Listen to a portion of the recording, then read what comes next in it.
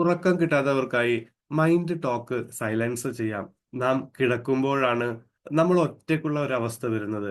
അതുകൊണ്ട് തന്നെ നമ്മുടെ മനസ്സ് കൂടുതൽ കൂടുതൽ ചിന്തകളിലേക്ക് പോവുകയും ചെയ്യും. പാസ്റ്റ്, ഫ്യൂച്ചർ, പ്ലാനിങ്, റിഗ്രറ്റ് എല്ലാ ചിന്തകളും നമ്മുടെ മനസ്സിൽ വരുന്നതാണ്. സൈലന്റ് സിഗ്നൽ ലഭിക്കാത്തത് കൊണ്ട് തന്നെ മനസ്സ് ആക്റ്റീവായി നിലനിൽക്കുകയും സ്ലീപ്പ് മോഡ് ഓൺ ആവാതിരിക്കുകയും ചെയ്യും.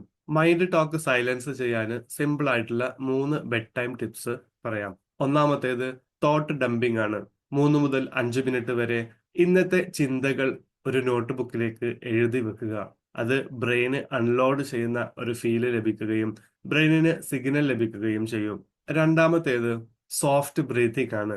4-7-8 സ്ലോ ബ്രീത്തിങ് പ്രാക്ടീസ് ചെയ്യാവുന്നതാണ്. അത് കോർട്ടിസോളിന്റെ അളവ് കുറക്കുന്നതാണ്. അത് മൈൻഡിന്റെ സ്പീഡ് കുറക്കുന്നതാണ്. മൂന്നാമത്തേത് ലോ വോയിസ് റൂൾ ആണ്. ബെഡ് ടൈമിന് അരമണിക്കൂർ മുൻപ് ലൗഡ് വോയിസുകളെല്ലാം ഒഴിവാക്കുക. അത് ബ്രെയിന് സൈലന്റ് മോഡിലേക്ക് പ്രവേശിക്കാൻ കാരണമാവുന്നു. അതുവഴി സ്ലീപ്പ് മോഡ് ഓൺ ആവുകയും ചെയ്യുന്നു.